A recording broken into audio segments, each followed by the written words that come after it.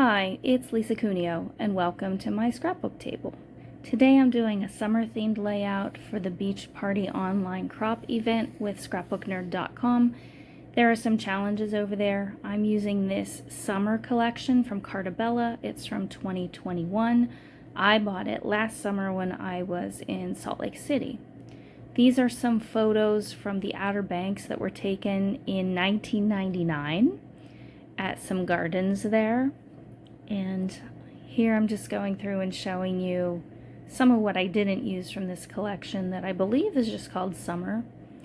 There's some pretty tags, big ones, small ones. I love that yellow print. So I went ahead. Oh, I'm using this sketch from Kelsey Cherry. It's her process video 653, which she posted on June 15th of this year. And I really liked it, so I sent her a message and asked if I could scrap lift, and she kindly said yes. She's the queen of layering, and I love the layering, which I ended up not doing a lot of layering because I'm doing more photos than her, but I'm still happy with the way it turned out. I like the proportions on this layout, and I like where this floral strip goes and how it kind of divides the page there. I debated on what to use for the square portion. I thought I might use the yellow, but I kept coming back to this multicolor stripe. I love multicolor stripes. I have a whole section in my paper stash that is just for multicolored stripes. I use them when I'm trying to use random papers because sometimes the colors in that help me create a little collection of things that otherwise wouldn't go together. So I get my pictures out of the way here so I can do some work. I use VersaFine Clear ink to just do the edges of these patterned papers. This is Morning Mist, which I like because it's not quite as stark as black, but it gives a nice little edge. I may end up going back and inking the edges of the green, the background page. I haven't decided yet.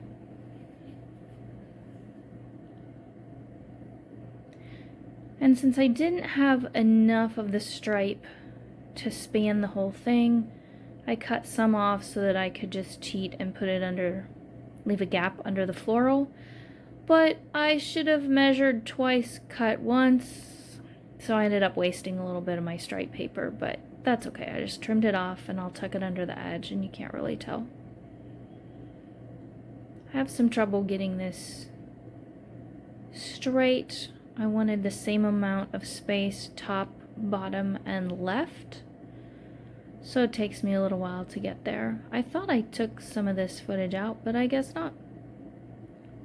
And I move it again, and then I think I have to move it at least one more time. Yeah, I have to move it here.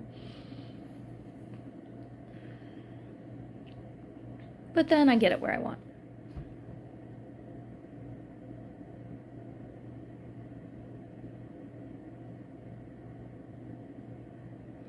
And now the other half, which I have to flip so the pinks are at the top. And I use the grid along the that goes through that ruler to help me match up so it's the same height, or same distance from the bottom of the page as on the other side of the floral strip of paper. And there we go. So that's the base of my page. And I bring back my photos. I do end up overlapping these quite a bit. There's quite a bit of dead space in especially the photo of the cardinal in the center there. And I want some room at the top for some embellishments, so I do end up overlapping those quite a bit. I created a frame with a die for that little tiny cardinal photo. I just cut 3 pieces of white cardstock, stacked them together. I thought I might use this piece of paper. It didn't go with the collection, but I do really like it, and it does share a lot of the same colors, but I ended up saving it for another day. And now I start looking at the tags that are in this collection. There's tons. I like some of these, but they're just too big for the space that I have because I have 4 larger photos and 1 small one. So I decide to use 4 of these smaller tags, and I just trim them out by hand. It probably would have been better to use my trimmer for at least the straight edges, but it doesn't matter. I end up using a pink one, a green one, the yellow one, and a floral one.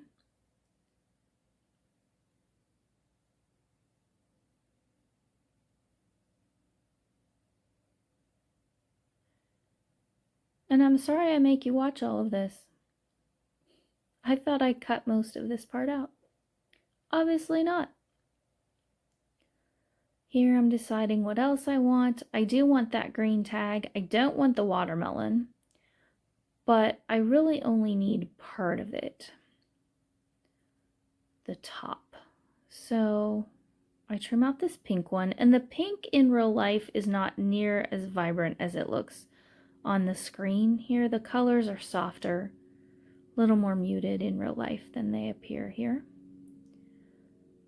So here's where I cut that green one, and it doesn't have a tag shaped top, but I just use one of my other ones as a pattern and create it because I wanted all 4 tags on the page to have the same top. And there I go to trim it out. I also end up trimming off the top of that pink tag because I don't have quite enough room up there for enough of it to show. So I just alter it a bit before I punch a hole for the twine that I end up using. And here's where I decide, I want more space up there. So I overlapped, trimmed that tag down, and that's where they're going to go. I also ink all 4 tags, but not before I glued them together, so I end up doing the inking separately here. But it works out. I trimmed it off just because I don't have much room up there to tuck them in. Now I get out my box of twine and ribbon, etc., and rummage through there till I find what I want. I thought I might have a ribbon that would work, but I didn't see any, so I end up using a real soft twine. It's lightweight, and I like it because sometimes twine's too heavy and not flexible enough, so I kind of like this lighter version.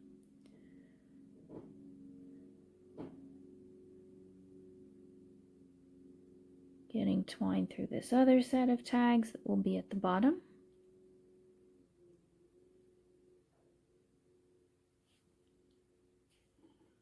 And that's going to go there. It reads, "Let the sun shine in," and there's a little sun on there. It serves kind of as a title. I also put the location as a title toward the end. But at first I was just thinking that would be the title, "Let the sun shine in." Now I'm going to decide what I want on the front of this frame, whether I'm going to leave it white, which I didn't think so. I couldn't decide, do I want this real bold pink or do I want a floral? What I ended up doing is die cutting one of each from this Polaroid die that I have and using the inside part. And I put them both on there one at a time and think about it. And I end up deciding there I'm trying the flower, which could have worked.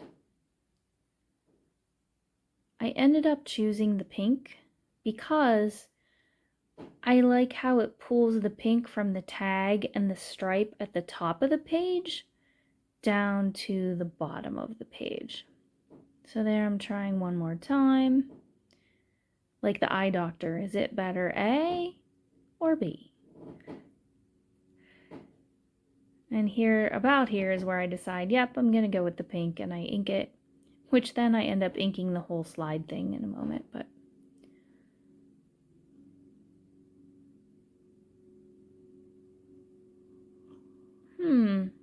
this is a little out of order. That's okay.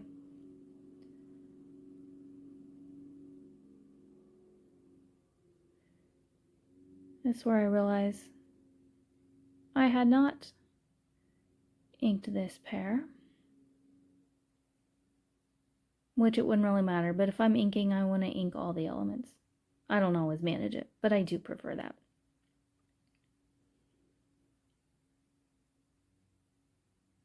There we go.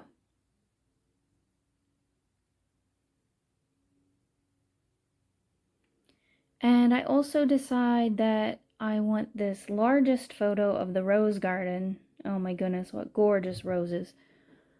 Then I'm going to pop that up on a couple sheets of cardstock. So I just trim those out real quick.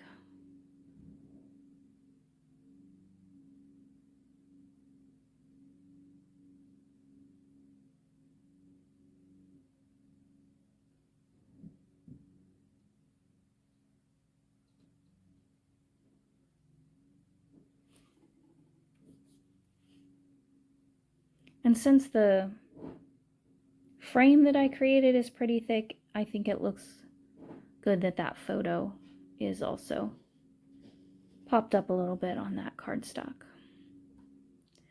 And then because the photo is high and the frame is up, I end up using some dimensionals from Stampin' Up! To raise up this bottom pair of tags.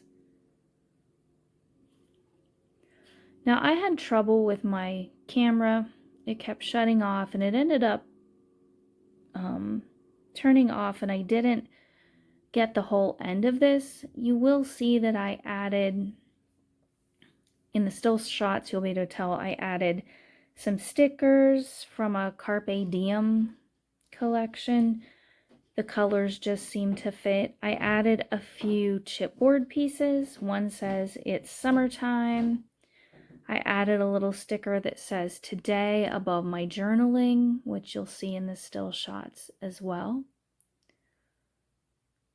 And now I'm thinking, you can see me tapping my fingers a little bit there as I think about, I remember to have all this chipboard, and I got out this set of stickers, alphabet stickers that I really like, and some really old alphabet stickers.